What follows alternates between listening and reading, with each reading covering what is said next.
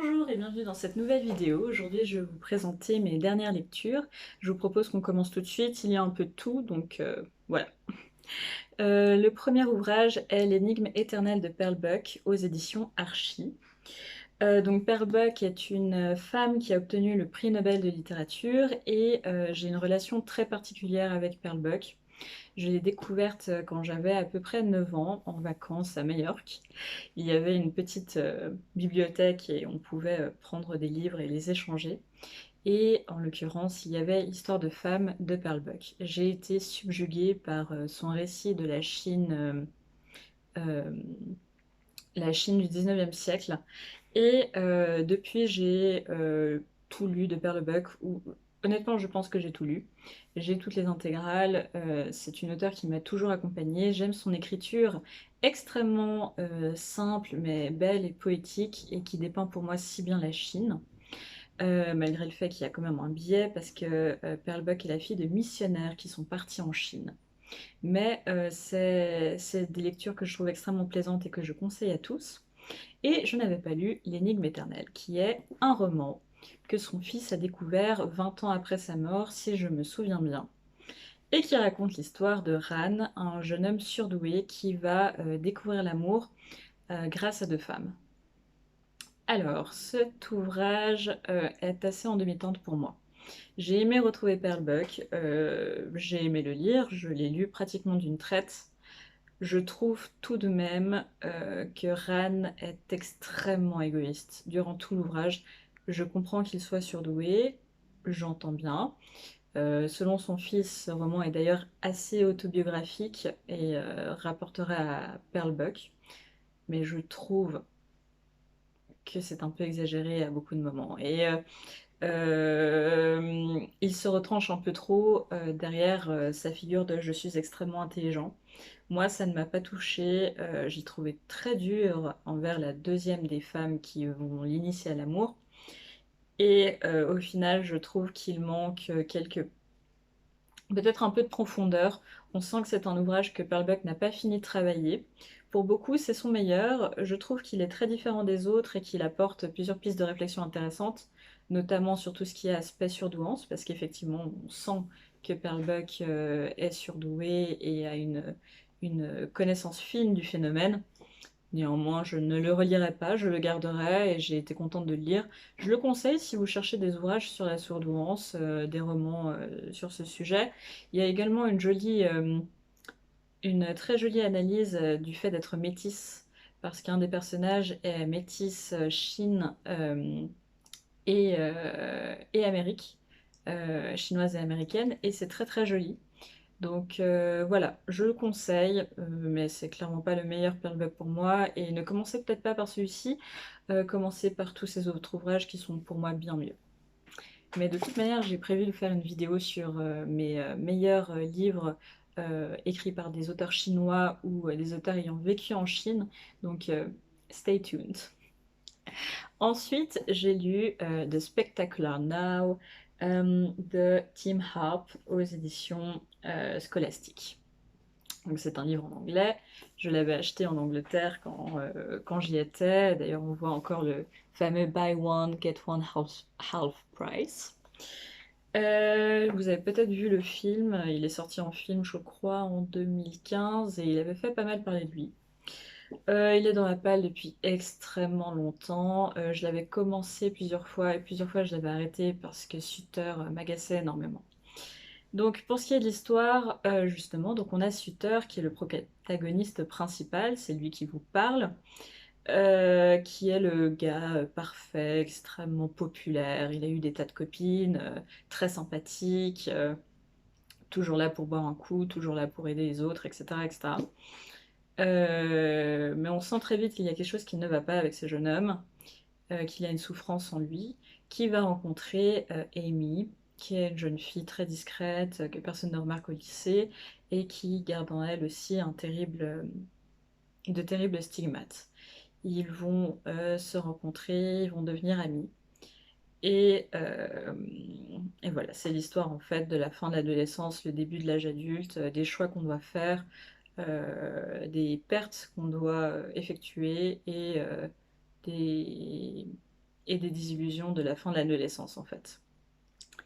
C'est en anglais très très accessible. Si vous débutez en anglais, je peux vous le conseiller parce que c'est vraiment très accessible. Euh, j'ai été assez déçue de cet ouvrage.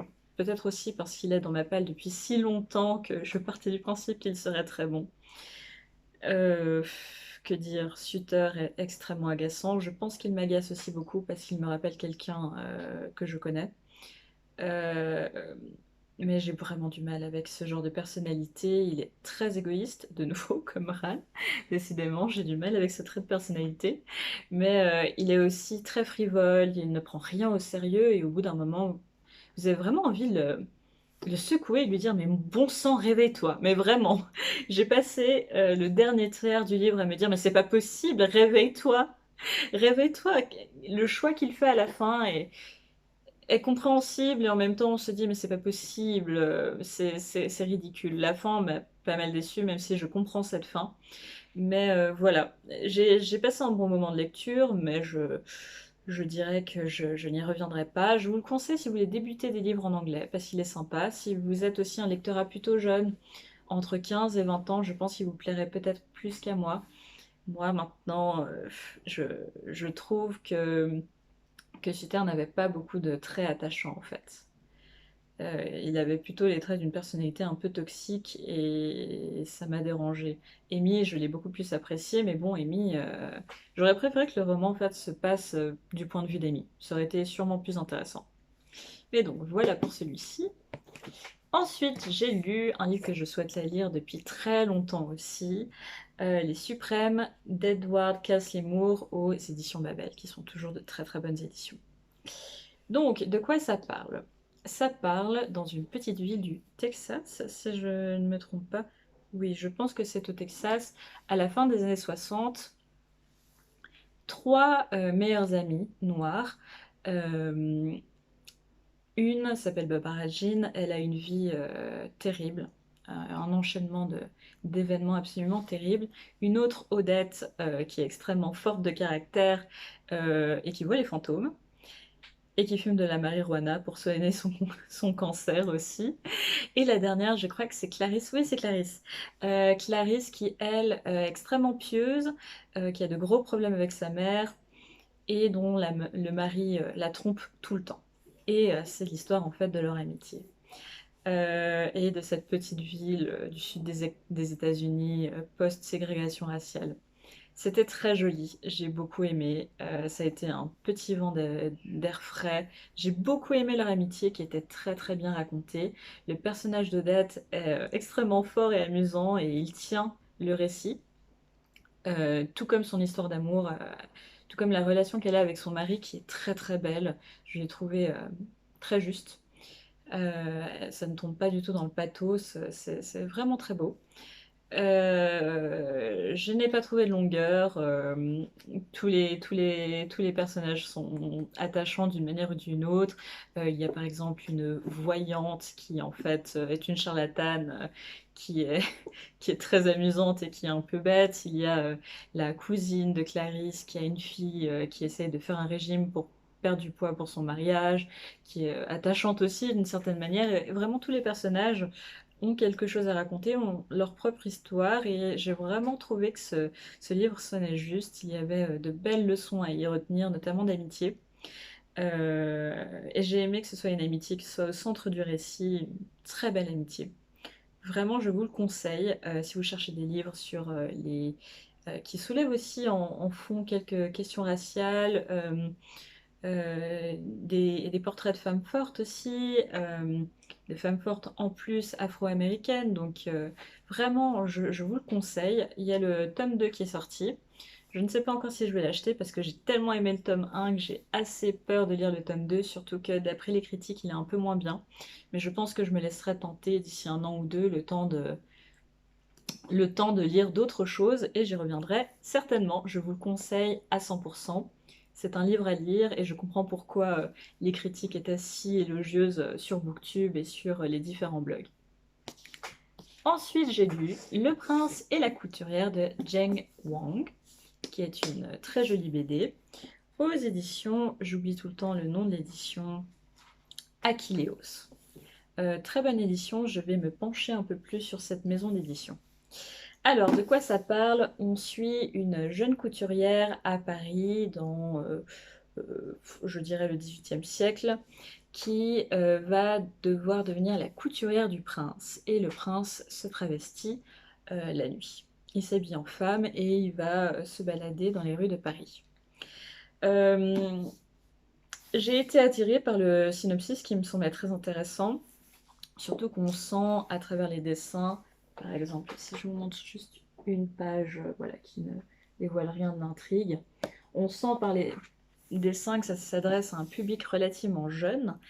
Et du coup, je m'étais dit que ce serait une super BD à lire et pourquoi pas à transmettre aux jeunes de ma famille ou de ma connaissance pour sensibiliser et pour leur permettre peut-être aussi de s'identifier à des héros qui sont différents et qui ont totalement le droit et ont le devoir aussi d'exister dans la littérature.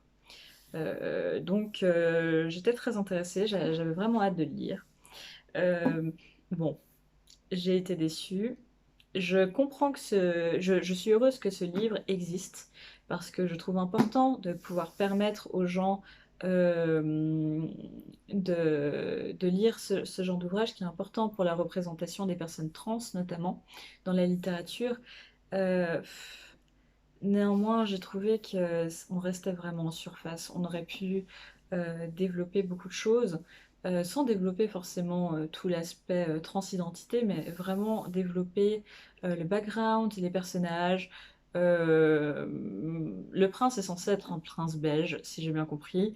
Du coup, j'ai pas trop compris pourquoi il avait un palais à Paris. Déjà là, bon, c'est peut-être moi qui ai mal compris, hein, mais ça me posait un peu problème.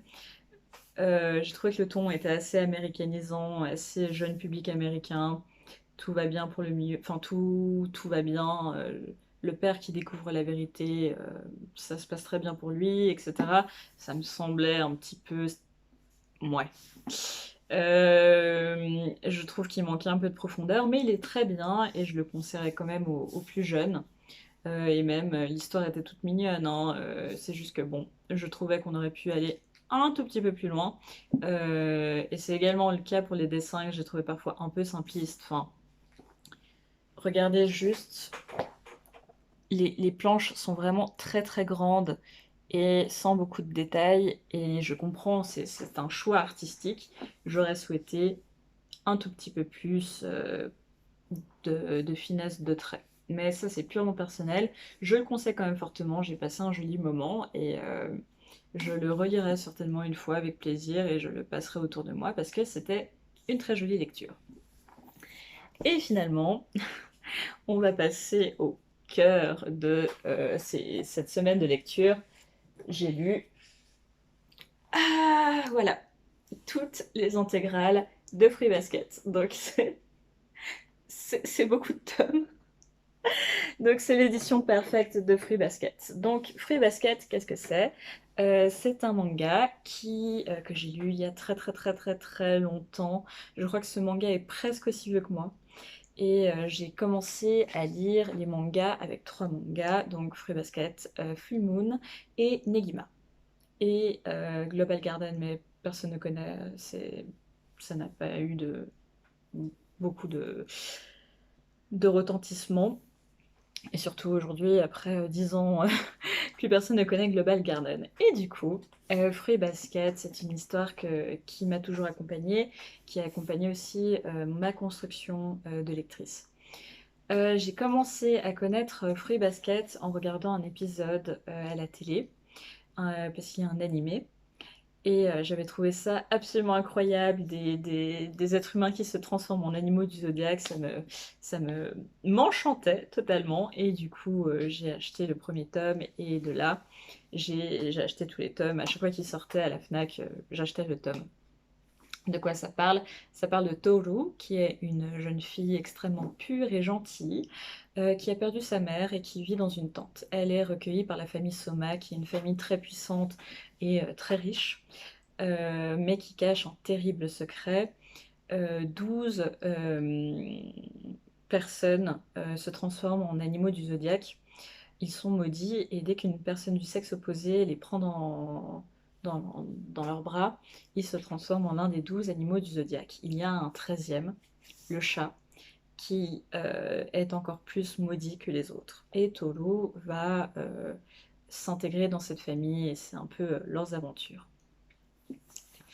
Ça a été une lecture doudou, je dois l'avouer. Ça a été une lecture un tout petit peu monomaniaque parce que j'ai vraiment lu que ça. Mais j'ai trop aimé. Enfin, les dessins n'ont pas vieilli. Alors au début, je vais peut-être vous montrer. Les dessins sont ainsi. Donc c'est vraiment un style qui correspond à l'époque. On se rappelle que c'était dans les années 1990. Puis il se transforme assez vite parce qu'en fait l'auteur Natsuki Takaya a eu un gros problème de main lors de l'écriture de ses mangas et du coup elle a beaucoup changé euh, sa manière de dessiner. Donc si je vous prends une autre, voilà, par exemple, vous voyez, les dessins ont beaucoup changé, ont beaucoup mûri. Donc ça, il faut le savoir parce que je sais que ça a dérangé une bonne partie du lectorat à l'époque, mais personnellement pour moi, j'y vois simplement l'évolution d'une auteure et c'est assez intéressant aussi à lire de ce point de vue-là. L'histoire est magnifique. Au début, elle est extrêmement humoristique et petit à petit, même très rapidement en fait, vous allez tomber dans une histoire beaucoup plus sombre qui va aborder des thèmes assez difficiles comme la séquestration, la manipulation, les tentatives de meurtre aussi. Mais c'est toujours fait d'une très jolie manière, qui est propre à Natsuki Takaya parce qu'elle l'a fait dans ses autres œuvres, comme par exemple Ceux qui ont des ailes. Je ne sais pas si vous connaissez, je crois que ça n'a jamais été réédité, mais c'était une très jolie histoire aussi. L'histoire de base est hyper originale, les personnages sont tous attachants. Enfin, je peux vous montrer quelques parce qu'en fait, dans cette édition, chaque tome a un autre personnage important de l'histoire en, en couverture. Donc là, nous avons Toru qui est l'héroïne. Mais on a aussi, alors ça c'est un personnage assez mystérieux, je ne vais pas vous dire qui c'est, mais par exemple, voilà, on a Kissa qui est un de mes personnages préférés. Elle est membre des 12. Je ne vous dirai pas qui elle est. Rin, ah non, Rin elle est là. Rin qui est mon personnage préféré avec Kyo. C'est le cheval. On a Jitsu. Ils sont tous très attachants, ils ont une personnalité très particulière. Et c'est un plaisir de les voir. Et ça a été un plaisir sans fin de lire ces mangas qui m'ont tant apporté. Je le conseille à tous les jeunes qui veulent commencer les mangas. Si vous avez des petits frères, des petites sœurs, achetez-leur Fruits Basket. Je me rappelle qu'à l'époque, tout le monde aimait. Et je pense qu'aujourd'hui encore, tout le monde peut aimer Fruits Basket parce que c'est vraiment... Ça développe des thèmes importants et en même temps, il y a beaucoup d'humour et c'est profond. Et il y a de quoi faire. Enfin, vous avez vu le nombre de tomes, il y a de quoi faire. Donc, et les tomes sont pas si chers. Je crois que c'est 10 € pour 2 tomes. En Suisse, c'est ouais, 12,50 €. En Suisse, c'est environ 20 francs. Sachant que ces éditions, en fait, comportent 2 tomes à chaque fois. Donc là, il y a 13 tomes, ce qui fait... en gros, il me semble que dans la version originale, il y avait 23 tomes. Et dans cette version, il y a 13 tomes avec de nombreux bonus. Il y a aussi des petites cartes à collectionner dans chacun des tomes, etc. Ça fait une belle idée cadeau. C'est magnifique. Et honnêtement, la série ne fait que s'améliorer. Et elle est très cohérente. C'est vraiment pas une série de manga avec 1 milliard de tomes juste pour faire 1 milliard de tomes. Elle est bien pensée, elle est magnifique. Je vous la conseille et je pense que l'année prochaine, je vais la relire. Voilà, c'est tout pour cette vidéo. Dans mes prochaines lectures, je pense lire Negima. Je lis aussi L'éducation sentimentale de Flaubert et un livre de Verjage, je crois, si je ne me trompe pas de prononciation. Donc voilà, je vous dis à bientôt. Dites-moi dans les commentaires ce que vous lisez en ce moment, si vous avez lu les livres que je vous présente. N'hésitez pas à interagir dans les commentaires. Laissez un pouce bleu si la vidéo vous a plu. Et moi je vous dis à bientôt. Ciao!